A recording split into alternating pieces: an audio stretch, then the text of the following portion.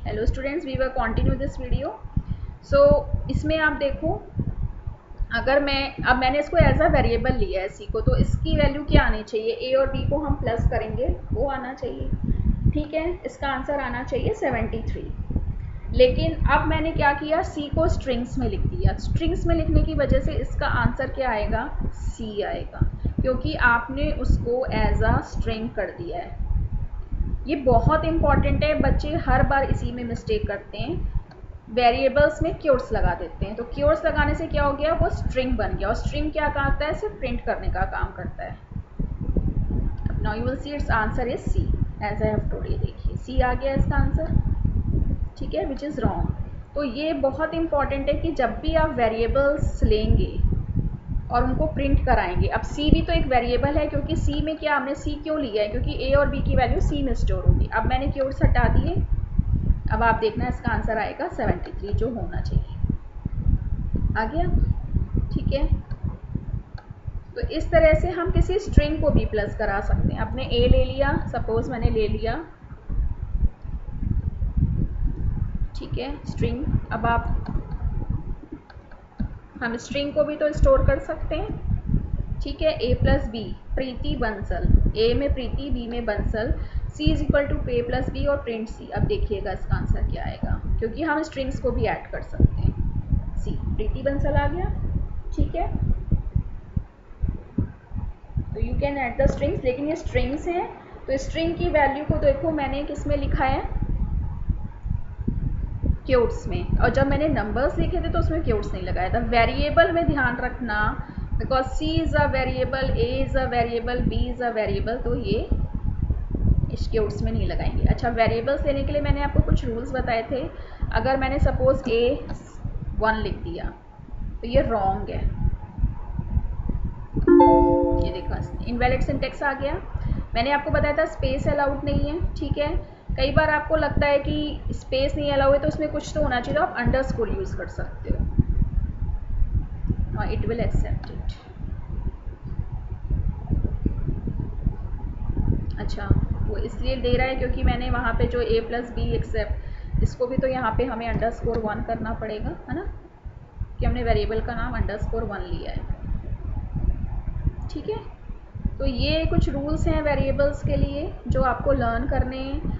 अब जैसे B.12 लिख दिया मैंने, नंबर्स अलाउ हैं, स्पेशल कैरेक्टर में सिर्फ अंडरस्कोर अलाउ है और अल्फ़ाबेट्स, ठीक है।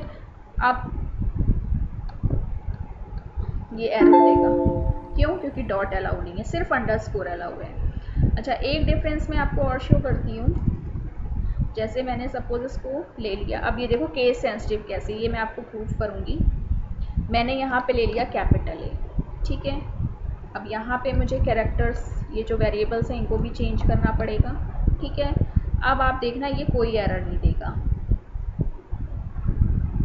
ठीक है। इसका मतलब है ये केस सेंसिटिव है, यानी कि जो वेरिएबल्स आप लेते हो, अगर एक आपने स्मॉल में लिया है और एक कैपिटल में लिया है, तो वो इसको अलग अलग लेगा, एज डिफ्रेंशिएट करेगा। तो ये proves that it is case sensitive. तो आप ऐसा भी कर सकते हो, अगर आपको लगता है कि मुझे एक ही जैसा नाम देना है तो आप दे सकते हो। लेकिन अगर आप यहाँ पे सोचोगे कि मैं स्मॉल ए दोबारा दे दूँ, तो वो, और यहाँ भी हम चेंज कर देते हैं, तो क्या होगा? ए, ठीक है। अब बंसल बंसल क्यों दे रहा है? एरर तो नहीं देगा, क्योंकि वेरिएबल के जो रूल्स हैं वो उसके अकॉर्डिंग ये ठीक है। इसने एक ही ए को कंसिडर किया, क्योंकि दोनों ए स्मॉल हैं, ठीक है। तो अगर उसने, वो बाय डिफ़ॉल्ट कोई भी ले लेगा, प्रीति प्रीति भी ले सकता है, बंसल बंसल, तो उसने लास्ट वाले को कंसिडर कर लिया है। तो ये बहुत इंपॉर्टेंट है कि जब भी आप वेरिएबल्स लेते हैं तो ट्राई टू डिफ्रेंशिएट दें। अगर आप उनको सेम नेम भी देना चाहते हो तो उसमें आप केस सेंसिटिव कर सकते हो, जैसे इसको मैंने कैपिटल ए किया था, तो ये भी इसका थर्ड रूल है। तो इस तरह से अब आप किसी भी वेरिएबल को नंबर से स्टार्ट नहीं कर सकते, वो अलाउ नहीं है। अब देखना ये फिर एरर देगा, ठीक है। क्यों?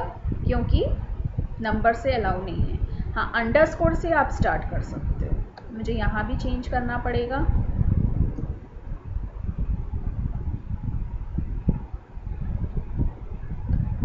ठीक है, तो इस तरह से today you have learn how we can do multiple strings. Multiple strings को हम कैसे कर सकते हैं,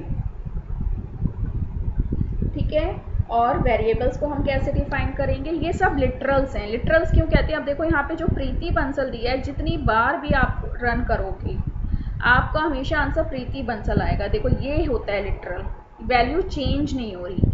आपने जो एक बार वैल्यू डिफाइन कर दी तो कर दी, लेकिन अगर आप चाहते हो आप यूज़र से लो, यूज़र जो भी वैल्यू दे वो उसको प्रिंट करे, तो वो हम नेक्स्ट टाइम करेंगे। उसके लिए हम एक कीवर्ड होता है इनपुट, वो यूज़ करेंगे। तो अभी तो हम लिटरल्स पे काम कर रहे हैं, तो इसलिए मैंने आपको लिटरल्स बताया है। अच्छा, मैं आपको स्केप सीक्वेंसेस बता देती हूँ। मैंने आपको नॉन जीयूआई कैरेक्टर्स के बारे में बताया था। जैसे मैं कुछ प्रिंट कर रही हूँ सपोज, ठीक है, अब आपने यहाँ तो स्पेस दे दिया,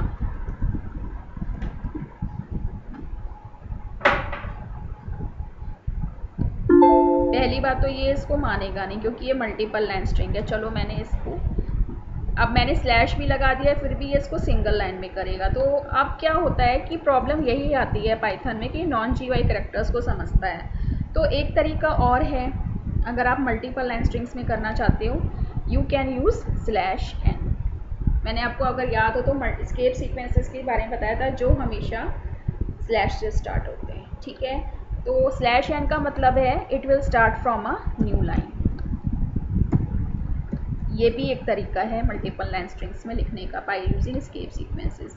अब ये देखो जहाँ जहाँ /n है, मैं आपको ठीक से लिख के दिखा दे। जैसे मैंने लिखा हेलो n, फिर मैंने लिखा वर्ल्ड n, ठीक है, फिर मैंने लिखा अमेजिंग,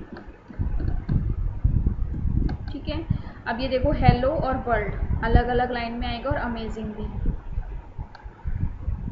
ये देखो ये स्केप सीक्वेंस है। /n को वो एज अ न्यू लाइन समझता है, जिसको हम नॉन जीयूआई कैरेक्टर्स से। अब मुझे टैब जितना स्पेस चाहिए तो मैं टैब लिखूँ, टी, टैब स्पेस के लिए टैब मीन्स टैबुलर स्पेस, तो उसके लिए आपने लिखा टी। तो आप देखना अब हेलो वर्ल्ड और अमेजिंग के बीच में टैबुलर स्पेस होगा। ये एक ही लाइन में प्रिंट होंगे बट विद टैब स्पेस, ठीक है। तो इस तरह से ये दो स्केप सीक्वेंसेस आज हमने लर्न करे हैं। तो अभी तो हमें टैब स्पेस और आपका ये जो